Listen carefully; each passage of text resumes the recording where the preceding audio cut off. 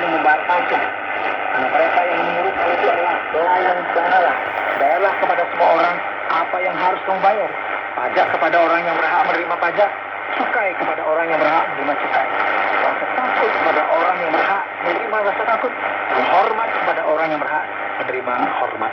Orang Kristen yang mentaati Allah dan memiliki kebenaran dalam kehidupannya akan menyadari dan menghargai pemerintah serta membayar pajak. Ayo, sudah bayar pajak atau belum? Nah, itu ya. Jadi membayar pajak sama pentingnya dengan berdoa kepada Allah. Ini semua adalah perintah yang Allah berikan kepada kita sebagai orang Kristen sesuai dengan apa yang dikatakan di dalam Perjanjian Baru. Perhatikan ayat 8 yang menuliskan ke arah ini ya. Paulus berbicara mengenai kebenaran yang dipraktekkan di jalan-jalan, namun tidak berkaitan dengan pemerintah, melainkan dia memfokuskan kepada bagaimana sikap kita seharusnya mengenai kita menyatakan kebenaran ini ketika penghakiman Allah belum dilaksanakan. Dalam satu sisi, orang Kristen menderita karena kita merupakan bagian dari dunia ini dan hati kita ada di sini. Namun pengharapan kita ada dalam kekekalan, yaitu dalam kebenaran yang kita nyatakan. Dan di sisi lain, pada saat yang sama, ya, kita harus menjadi warga yang bertanggung jawab. Jadi kita lihat sini ada ketegangan antara dua realita ini. Dan firman Tuhan akan berbicara mengenai hal ini. Bagaimana kita melakukan kebenaran ini ke dalam sebuah tindakan. Hal penting pertama, bisa kita lihat di ayat 8. Janganlah kamu berhutang apa-apa kepada siapapun juga. Tetapi hendaklah kamu saling mengasihi.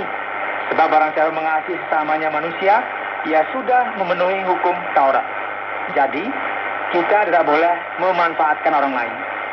Kita tidak boleh sama dengan dunia ini. Dan memanfaatkan orang lain, sesuka hati kita, itu nggak boleh. Perintah yang ada adalah jangan berhutang kepada siapapun juga. Jangan utang uang. Sebaliknya, kita harus mengasihi satu sama lain. Karena cara yang benar untuk kita mentaati hukum Taurat adalah dengan mengasihi. Karena firman, jangan berzina, jangan membunuh, jangan mencuri, jangan mengingini, dan firman lain manapun juga sudah tersimpul dalam firman ini, yaitu kasihilah sesama manusia seperti dirimu sendiri. Dengan kata lain, jika kita memperhatikan apa yang Allah katakan dalam firman, kasih adalah suatu kebajikan yang sangat fundamental, mendasar.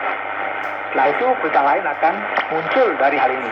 Mentaati Allah akan menjadi sesuatu yang natural. Kasih tidak berbuat jahat terhadap sesama manusia. Karena itu kasih adalah kegenapan hukum Taurat. Ketika kita mengharapkan yang terbaik untuk seseorang, maka kita tidak akan mencoba untuk melukai mereka. Ya enggak? Dan Paulus berkata, hal ini harus kamu lakukan karena kamu mengetahui keadaan orang sekarang. Dengan kata lain, kita harus tunduk dan menghormati pemerintah dan menyadari bahwa Allah yang menempatkan mereka di sana. Jangan kita menentang otoritas seakan-akan mereka ini jahat atau menganggap mereka sebagai iblis. Tidak boleh. Ketika kita berurusan dengan orang lain, kita perlu senantiasa mengingat bahwa hubungan kita harus dibimbing oleh kasih.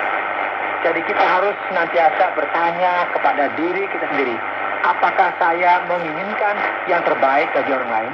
Ataukah saya hanya ingin melindungi diri saya sendiri? Apakah saya hanya peduli dengan keadaan saya dan dikuasai oleh keegosentrisan saya? Bukan ini caranya.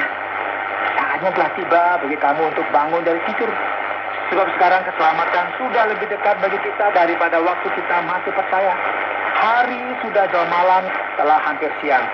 Sebab itu marilah kita menanggalkan perbuatan kegelapan dan mengenakan perbuatan senjata terang. Dengan kata lain, kehidupan dan penderitaan orang Kristen diakibatkan oleh karena dunia yang merupakan tempat yang tidak adil. Pemerintah yang memiliki masalahnya sendiri. Dan kita harus memahami bahwa ini adalah masalah waktu. Selagi kita hidup di dunia ini, kita harus tunduk kepada pemerintah. Namun hal ini tidak akan kekal. Manifestasi terakhir dari kebenaran dan kebenaran ini akan datang. Oleh sebab itu setiap orang Kristen harus menyadari hal ini. Dan hidup seakan-akan Yesus akan datang besok. Kita harus hidup berdasarkan kebenaran Allah. Dan kita tidak boleh lupa mengenai hal ini. Dan jangan juga kita berjalan ke jalan yang berbeda. Nggak boleh ya. Yang tidak hidup berdasarkan kebenaran dan kehidupan dalam firman. Perhatikan ini. Marilah kita hidup dengan sopan. Seperti pada siang hari. Jangan dalam pesta pora dan kemabukan. Luar biasa sekali. Bagaimana ya masyarakat pada masa kini menggunakan katakanlah narkoba, dikuasai oleh narkoba dan alkohol sebagai cara untuk melarikan diri dari kenyataan hidup dan dari rasa sakit karena kita tidak bisa memahami dunia ini dan rasa sakit karena terasing dari Allah. Jangan dalam percabulan dan hawa nafsu. Dunia kita sekarang telah membuat seksualitas menjadi sesuatu yang sangat kacau dan merosot. Kita tidak menjadikan hal ini sebagai sesuatu yang indah lagi. Jangan dalam perselisihan dan iri hati. Hal-hal ini secara merupakan kebalikan dari kehidupan. Dan terdapat gejolak di dalamnya. Manusia telah terpisah dari Allah. Dan sekarang manusia telah memutuskan untuk terpisah dari manusia lainnya. Ini adalah sebuah prinsip yang berawal dari moralitas kepada kemabukan. Kemudian dominasi dari perasaan negatif. Dan perpisahan. Keruntuhan yang diakibatkan oleh pertikaian dan kecemburuan. Manusia melawan sesamanya. Yang mereka cari adalah saudara, kehancuran dari sesamanya. Mereka sudah kehilangan rasa persaudaraan yang diajarkan Yesus dalam firman Tuhan. Tetapi kenapa Tuhan Yesus Kristus? Ini berarti apa? Bahwa kita harus mulai bertindak di dalam Kristus, melakukan apa yang Dia kehendaki. Dan janganlah melatih tubuh untuk memuaskan keinginannya. Ini adalah sebuah kebenaran yang sejati yang harus senantiasa dipraktekkan dalam dunia kita saat ini. Orang Kristen sejati bukan hanya orang Kristen yang ada di dalam gereja. Orang Kristen sejati ada ketika mereka di sekolah kita ada ujian yang susah. Dalam pertandingan sepak bola misalnya, pertandingan basket, dan di mana saja. Di saat-saat seperti inilah kita akan tahu siapakah orang Kristen sejati itu. Jadi jangan hendaknya kita berjalan di jalan yang dunia ini tuntut. Tidak ada seorang pun yang melakukan sesuatu yang salah tanpa berpikir terlebih dahulu. Tidak mungkin seorang berkata, oh maaf, aku tidak tahu. Dan inilah mengapa firman Tuhan berkata, dan janganlah merah tubuhmu untuk memuaskan keinginanmu. Keinginan dari sifat alami dosa kita dapat membawa kita dan memimpin kita kepada sebuah tindakan yang tidak menyenangkan Allah. Ingat saudara, penghakiman Allah akan tiba. Kebenarannya akan dinyatakan. Penting sekali bagi kita menantikan dengan sabar dalam waktu yang tepat supaya kebenaran Allah dinyatakan dalam kehidupan. Tidak peduli Anda di mana, lakukanlah perbuatan yang memuliakan Tuhan kita. Anda sedang mendengarkan Jalan 66 dalam rangkaian Kitab Surat Roma pasal yang ke-13 yang telah dijelaskan oleh Pak Yohanes dengan topik kebenaran berjalan-jalan. Luar biasa sekali Pak Yohanes sudah menjelaskan kepada kita dan sekarang saatnya bagi kita untuk menyampaikan pertanyaan-pertanyaan. Pak Yohanes, kalau kita perhatikan pada Roma pasal yang ke-13 ini berbicara mengenai kebenaran yang dinyatakan di jalan-jalan.